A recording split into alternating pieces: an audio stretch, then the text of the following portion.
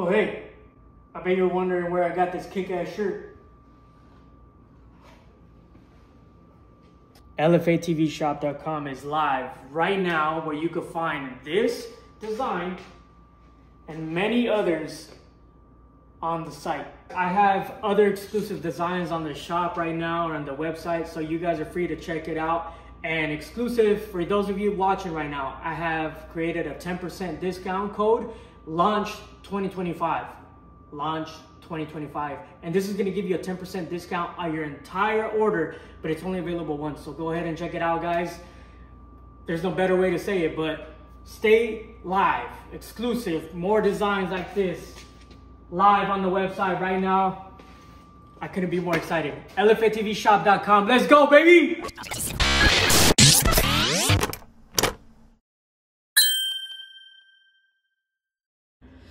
Alright guys, so just trying to prep for some future things, for example, tune.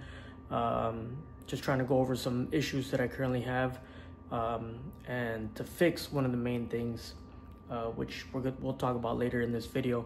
I found some things that were very, very concerning, which could have caused a huge problem down the line. Let me show you guys. As I was, going over some stuff, I just wanted to check my catch can, drain it of any oil or anything like that I had been filled with. My filter was a little dirty, so I kind of took everything off, right, to get this thing clean. As I was going to go put this thing back, I looked over here, and obviously I have my 3-port MAC sensor. I noticed down here at one of these lines, look how kinked this thing is right there. Are you guys seeing that? This thing was basically kinked behind the lines that I had ran it. So it had been kinked on this bracket right here behind my catch can. And guess where that line goes? That line goes directly down below to my wastegate. Good thing to say is that I found it, but that definitely would have been a huge problem if we would have been on the dyno. No bueno. So I'm gonna go get new vacuum line and basically reroute that line down to the wastegate, make sure it's out of the heat or anything like that, where it could melt. But yeah, this is why we go over things, guys. So I cut a little piece just so I could go get the proper size of vacuum line right now. And check this out. Look how bad this thing was kinked. Oh my goodness. I mean, granted, some air does flow, but obviously this was crimped on here. And it was basically right here like that, behind the catch can. No bueno. That's not good. All right, guys, so excuse my voice, but basically, since we found that kinked vacuum line, we bought new line.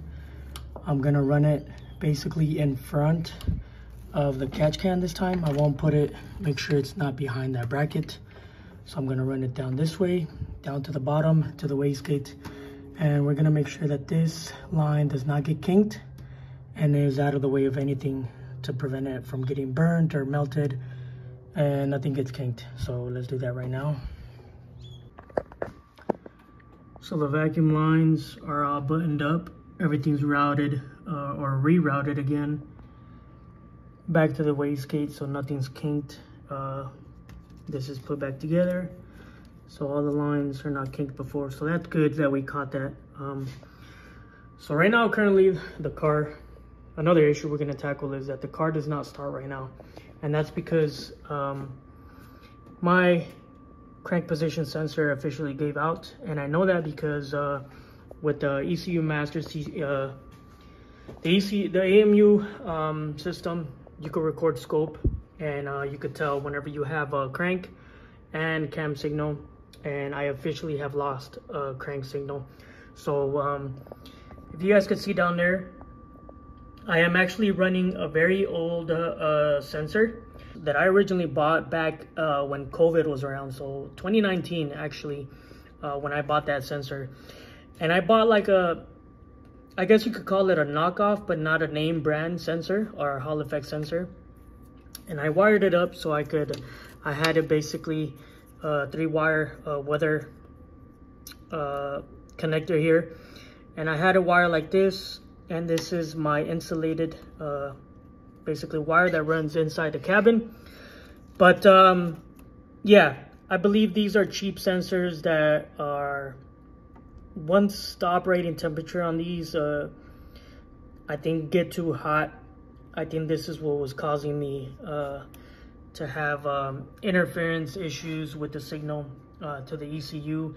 And that's probably why my engine would, you know, intermittently kind of shut off once the car got up to operating temperature. Now, do I have any proof of that? No, I don't, but that's my educated guess.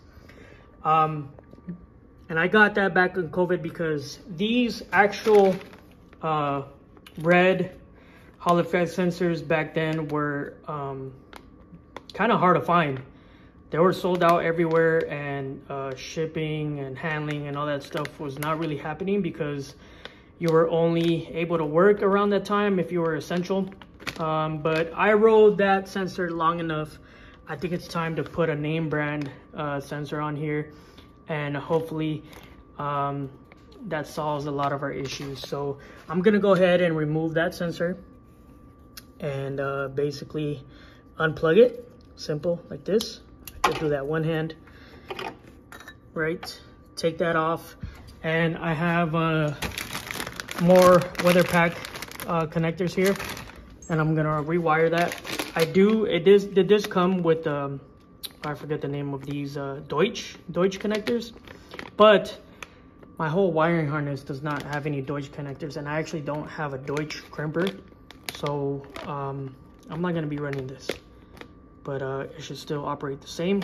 So let's go ahead and take that off, rewire this one, and install it. We got the new red Hall Effect sensor from Haltech, and we basically got a new 3-pin WeatherPack connector. So always do your own research. I'm going off of basically all the wiring diagram that I have based off of my own 7M build. So please go off of your own diagram depending on how you wire up things, okay? But basically, the way I have my setup for my crank trigger is these 3-pin WeatherPack connectors have, it's kind of hard to see, but they have a A, B, and C pin out. So basically for my C on the WeatherPack connector is my signal. For my B, that's my ground, and my A will be for my power supply, basically 5-volt supply from the ECU. Now, this is directly from Haltech's website, okay? So from basically the information that I have from Haltech's website, the black is actually the signal, the blue is actually the ground, and then the brown or cream, whatever you want to call it, is actually the 5-volt or power supply for the sensor.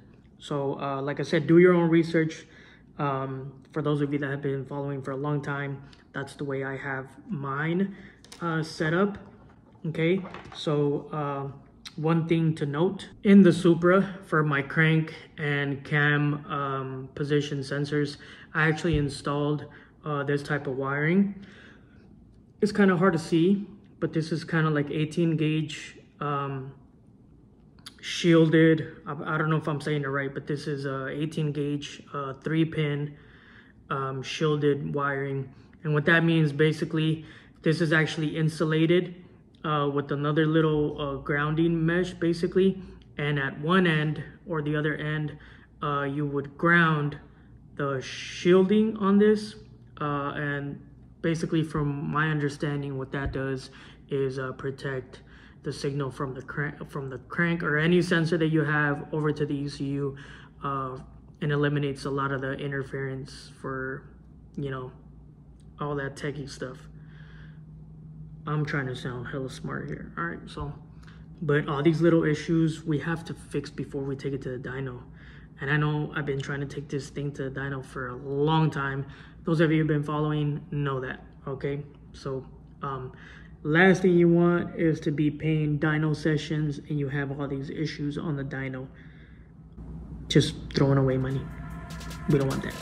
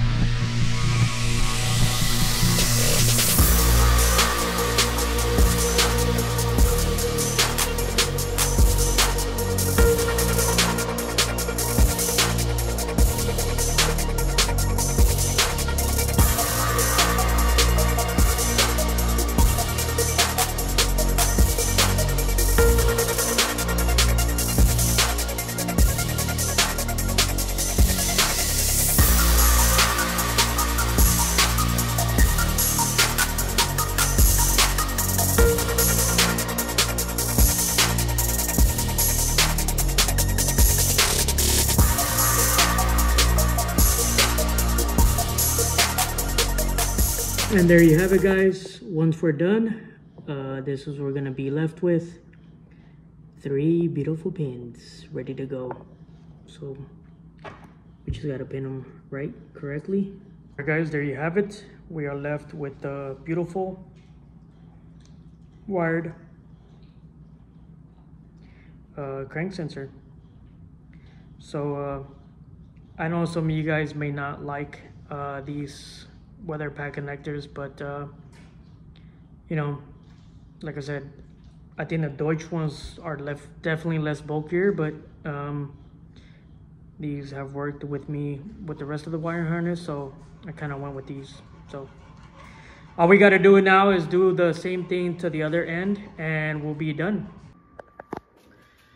All right, so we got the new sensor installed, got it wired up, new plugs on here. And based off of our old notes, 0.025 plus 0.026 as far as the filler gauge. So as these two put together, and that will equal the gap of the crank sensor. So we're gonna start off there, plug everything in, and go ahead and try to start her. So one thing that I noticed initially is, as you guys can see right here, I don't know if it was myself or I don't know exactly what the heck happened, right? But for my primary trigger, the first couple of times I tried to start her up, and it just was cranking. I was not getting data for my scope readings. And I noticed that once I got to my trigger menu, I noticed that because if you guys remember, I have a pull-up resistor wired into my wiring harness for my crank trigger. So initially this was turned off, and I don't know, honestly, I'll be 100% honest with you guys, I don't know if this was turned off since the beginning, but I enabled this. If I show you guys really quick, right now it's off and it will not start. It just cranks and cranks. Okay, so like I said, that was turned off. For my secondary trigger, which is my cam sensor, I do have it enabled. So for this one, I ended up enabling it, and I think that was our main culprit. So let's try one more time.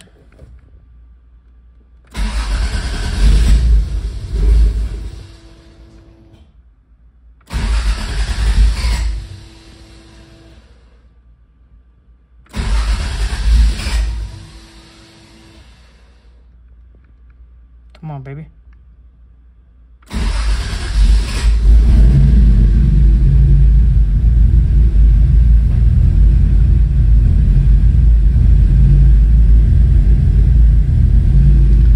So we're gonna go ahead and just make sure we save that and make sure that our pull-up resistor is enabled. But she's running right now. All right, everybody. So we recorded scope. We ran right here to the data. We recorded scope. We held down the record or get scope data. We finally have a secondary trigger and primary trigger, as you guys can see here. We got crank signal again, baby. All right, so I'm gonna turn it off real quick, but I just wanted to see you guys. I just wanted to show you guys. We got her running, baby. She is a little rich.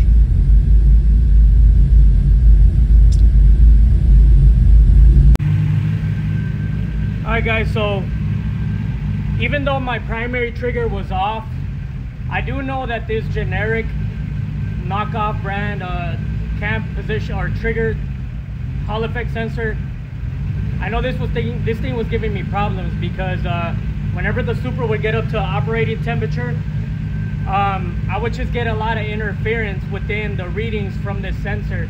So I do think, even though our trigger was turned off, I do believe that this was the main culprit for a lot of our issues. So now that we have the Hall effect sensor, we're gonna get her up to operating temperature and see if she shuts off. But I mean, so far, like I said, she's running a little bit rich, above our target. But so far everything's good. Coolant temperature is up and running good.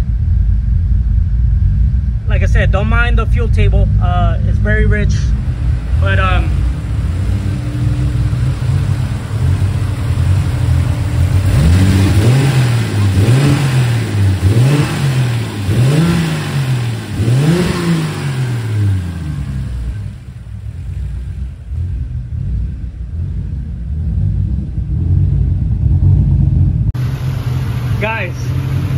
guys, she has been running for about 15 to 20 minutes straight.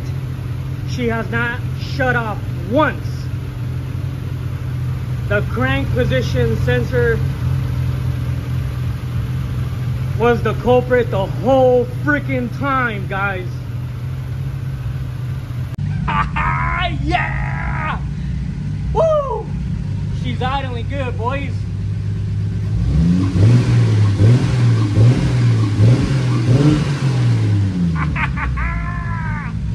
Woo! One step closer to finally getting this freaking girl tuned. All right, boys.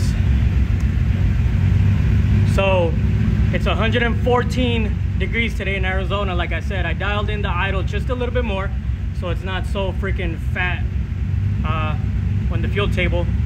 But coolant temperature has been staying around 170 to 174 degrees.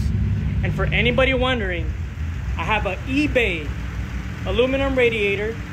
I have Hyundai Elantra 2002 electric fans, and she's staying cool, baby. A lot of you guys asked me that. So Hyundai Elantra 2002 fans. Yeah, buddy. All right, everyone. That being said, I hope anybody who's ever watched or has been watching my build for the 7Ms on my Mark III Supra, if you guys could take anything from my videos, that is, learn from my mistakes. I have other responsibilities as an adult, and I could say that whenever you're building a car, it definitely pays off to not cheap out on certain key components, especially that involve your engine. And another thing, especially for the 7M, everyone knows it's notorious for it not being the most reliable, you could say. And we're not even done with it. We have to see if it still is gonna survive the dyno. But like I said, with this generic Hall effect sensor that I bought a couple of years ago when COVID was around, honestly, it was probably the headache that I had this whole time. And like I said, this one, for example, was about $37, and it's well known that those red cherry, however you want to call them, Hall effect sensors from Haltech, for any of those well-known websites out there, they're anywhere between $100 to $140.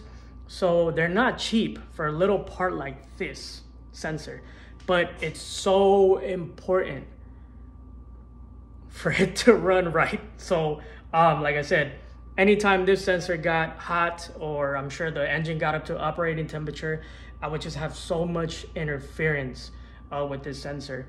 And based on my knowledge, I'm not an expert, I'm not a pro. I've been learning on my build this whole time. It's been 5, 6, 7 years, something like that. Everything that I've been learning on my own car. So definitely, when it comes to Hall effect sensors, please guys, if you can learn anything from my channel, do not cheap out on those stuff, because they are very important. Now, what I am gonna do is I'm gonna have to bite the bullet, and I am gonna have to buy another backup just in case something goes wrong.